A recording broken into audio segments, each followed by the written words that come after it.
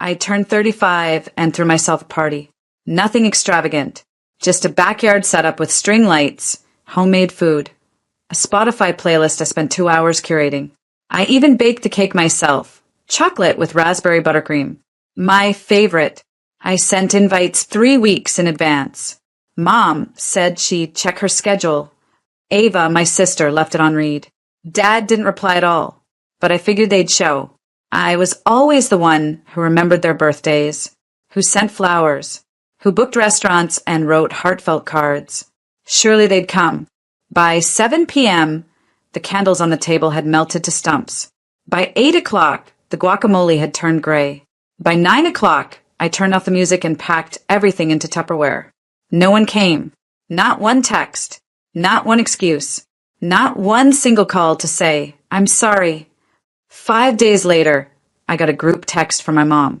We're organizing Dad's 60th. A week in the Keys. $2,800 per person. Venmo me. No hello. No happy birthday I missed. No acknowledgement that they had ignored me entirely.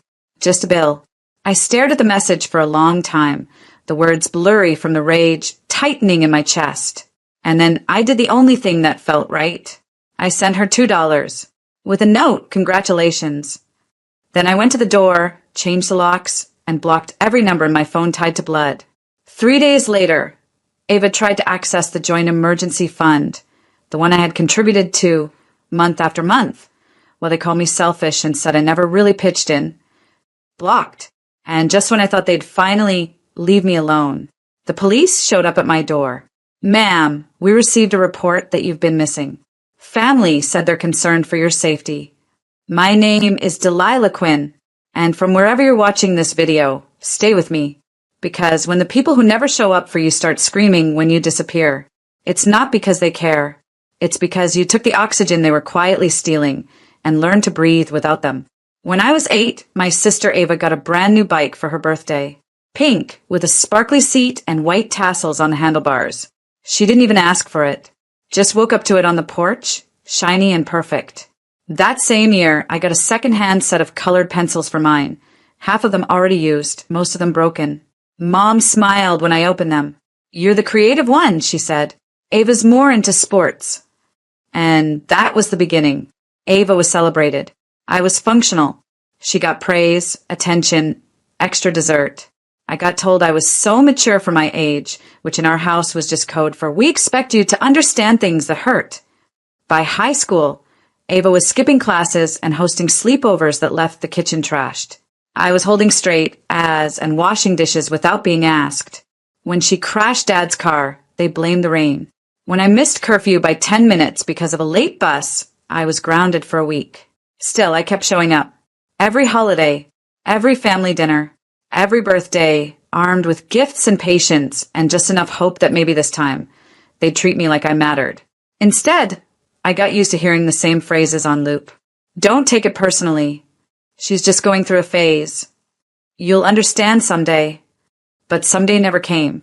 At 28, I loaned Ava $5,000 to get her through a rough patch. I never saw it again. At 31, I took care of Mom after her surgery. Changed bandages, cleaned the house, handled insurance paperwork. Ava came by once, for 20 minutes, left with a selfie and a story to tell her friends about how emotionally draining caregiving is. Still, they thanked her first in the group text. And me? You've always been the reliable one. Like that was love. When I planned my 35th birthday party, I knew better than to expect anything extravagant. But I thought maybe they'd show up. Turns out, I was still waiting to be seen by people who had made an art out of pretending I wasn't standing right in front of them. That night, after no one came, I sat on my porch staring at the flickering candles, and the only thing I could think was, how many more years will I waste hoping this time is different? I didn't know it yet, but I had already asked my last question of them. The next one would come in the form of silence, and that would be my first real answer. The day after I sent my mom $2 with the message, congratulations, I sat on my living room floor and opened every single drawer they'd ever had a key to, metaphorically and literally. The front door? Lock changed. The spare key I'd hidden under the flower pot for emergencies? Tossed. The shared streaming account that they used but never contributed to? Cancelled. The family group chat that only pinged me when someone needed help moving, borrowing money, or crying about their drama. I left it without a word. I went down the list and blocked every single number tied to my bloodline. Not out of anger. Out of clarity. It wasn't about deleting people. It was about removing access to me. My peace, my time, my energy. Things they had taken freely without ever asking if I had enough for myself. That day, I opened my freezer and stared at the leftover birthday cake I had wrapped in foil. Still untouched. I took a bite. Cold. Sweet. Dense with sugar and a quiet kind of grief. Then I threw it in the trash. There was no ceremony. No sad music playing in the background. Just the sound of a plastic lid closing. Final. After that, I logged into the joint emergency savings account. The one they'd all agreed was for family stuff, but which in reality meant I deposited $250 every month while Ava pulled money out for spontaneous spa trips and Dad used it to pay for his fantasy football bets. I had funded 90% of it. I froze it. I didn't drain it. I didn't steal. I just made it so no one could touch it, not without me present. 3 days later, Ava tried to withdraw $800. Declined. That was when the text started. First from her. Hey, I think something's wrong with the bank. Then from Mom. Did you change something with the joint account? Then again from Ava, this time more direct. Why are you being petty? It's not that deep. I stared at that last message for a long time. Not that deep? They hadn't shown up to my birthday, hadn't texted, called, or acknowledged me, had sent me a bill instead of sorry. But I was the petty one. I didn't reply. That was the day I turned my phone off for good. I told my clients they could reach me by email only. I logged out of social media, deleted my photos from our shared iCloud folder. I didn't owe anyone an explanation, because the truth was I hadn't disappeared. I just finally stopped giving them a front row seat to the life they never clapped for. And that silence, it wasn't passive, it was power. Ava tried calling 6 times in one day. I didn't answer. She left one voicemail, her voice sweet and fake and just tight enough to let me know she was angry, but trying to sound concerned. Hey, Del, just checking in. Not sure what's going on with the joint account, but I'm assuming it's a glitch. Let's talk soon, okay? I didn't call back. I didn't explain. Because here's what they never understood. I was never asking for attention. I was asking for respect. And when you stop giving people your labor, your money, your energy, your emotional first aid kit, they don't grieve the relationship. They grieve the loss of your usefulness. I saw it play out like a movie. First confusion, then concern, then irritation, then full-blown meltdown. By the end of the week, my mom had emailed me. We're family. We don't freeze each other out like this. I almost laughed. They didn't freeze me out? They skipped my 35th birthday like it was nothing. Sent me a bill 5 days later. Didn't send one message to ask if I was okay. But now that the ATM was offline, now we're family? I left the email unanswered. And that's when they did the most dramatic thing of all. They filed a missing person report. It's almost impressive, in a way, the leap they made from you're dramatic to you've disappeared.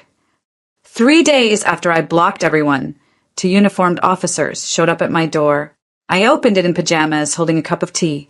Ms. Quinn, we received a report from your family that you might be missing. They said you've been unreachable, and they're worried. I blinked. I'm not missing, I said. I just stopped answering people who hurt me. They looked at each other, like they weren't sure what to do with that. I invited them in. Showed them the birthday photos, candles lit, food untouched. Showed them the text asking for $2,800. The blocked calls, the Venmo message, the receipts. One of the officers actually sighed. Honestly, seems like they just didn't like you going no contact. I nodded. They apologized for the inconvenience and left. And that night, I posted a photo of myself, hair wrapped in a towel, book in my lap, mug in hand. Caption, not missing, just unavailable. No names, no drama, no hashtags. But I know they saw it, because silence may be invisible, but its weight, it's unforgettable. After the police left, I sat in complete silence. Not the awkward kind, not the kind that makes your skin itch with loneliness.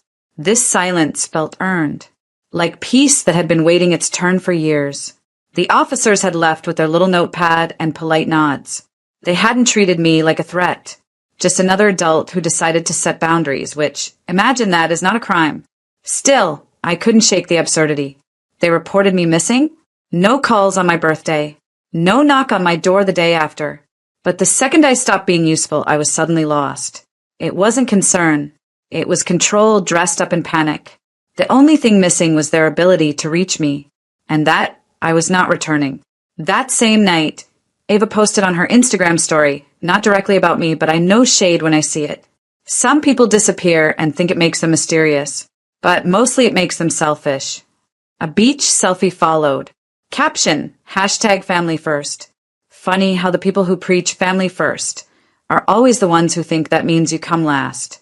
I didn't reply, didn't screenshot, didn't even care, because I had my own version of reality, and for the first time, I wasn't editing it for someone else's comfort. Instead, I went to therapy. I started with 1 session a week, then 2. I unpacked things I hadn't said aloud in years. How I always felt like a guest in my own family, how being good meant being quiet, how Ava could ruin a birthday and still be the one they bought a gift for. My therapist looked at me after one particularly hard session and said, "You weren't difficult. You were just honest in a family that preferred denial." That sentence stayed with me. I started writing it on sticky notes and putting them on my fridge, my mirror, my laptop. It became my anthem. I wasn't missing. I was done. Done begging for crumbs. Done interpreting silence as something I had to fix. Done playing the reliable daughter while they took and took until I disappeared into the background. And here's the best part. The more they panicked, the calmer I became. Because I realized the only thing they missed was the version of me they could guilt into staying. Now that she was gone, they had nothing left to manipulate. Just their own echo. Without me, they started slipping. Quietly, then all at once. I didn't see it firsthand, of course. I wasn't there. But word got around. People talk, especially when the person they used to lean on suddenly goes silent. It started with Ava. She tried to book the $2,800 birthday trip without consulting anyone. My mother assumed I'd be contributing as always. When I didn't, they were short. Hotels got downgraded. The surprise yacht dinner became a lakeside rental with boxed wine and plastic cutlery. The cracks were subtle at first. Small jabs, muttered complaints. But I wasn't there to mediate. And that's when the blaming started. Ava accused Mom of managing everything poorly. Mom snapped back, said Ava was just like her father. Dad, the quiet coward he always was, walked out halfway through dinner and didn't return till midnight. I heard all this from a distant cousin who called me out of nowhere. "Delilah, are you okay? It's a mess over here without you." That one sentence did something I didn't expect. It didn't make me feel guilty. It made me feel seen. Because all those years I was called dramatic, selfish, overreactive. The truth was, I'd been holding the whole damn house together with quiet sacrifices. And now that I'd stopped, the weight fell exactly where it belonged. They tried to act like I was invisible, replaceable. But when the glue disappears, things don't bend. They break. Meanwhile, I started breathing again. Real breathing. Deep in the lungs, into the belly, no tightness in my chest kind of breathing. I went to therapy twice a week. Started writing again. Took long walks at sunset. Phone on Do Not Disturb, not because I was avoiding anyone, but because no one left was worth answering. I launched a small design business from my guest room. Named it after a phrase my grandmother used to say, "Build soft, live loud." Clients started pouring in. Reviews were kind. Payments came on time. And best of all, no one in my inbox was asking me to fix a family mess I didn't make. I laughed more. I slept deeper. I remembered what my actual laugh sounded like, not the one I used to soften the room, the one I weaponized to keep peace. This one was real. And for the first time in my life, I didn't owe anyone an explanation for my joy. I wasn't missing from their world. They had just never imagined a version of me where I stopped asking for scraps and started building banquets. I was still here, still alive, still thriving, just no longer available to hold up a collapsing house I didn't set on fire. It was a Wednesday night when I wrote the letter.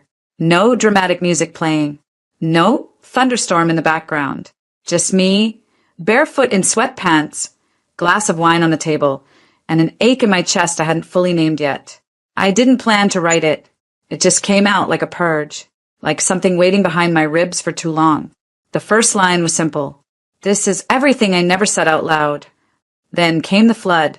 I wrote about the birthday party no one showed up for, about sitting at that table alone while the candles burned down and the cake went untouched, about waiting, still waiting for someone to text, "I'm sorry."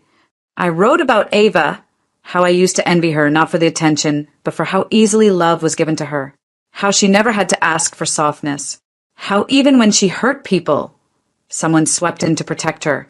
Meanwhile, I was the one sweeping.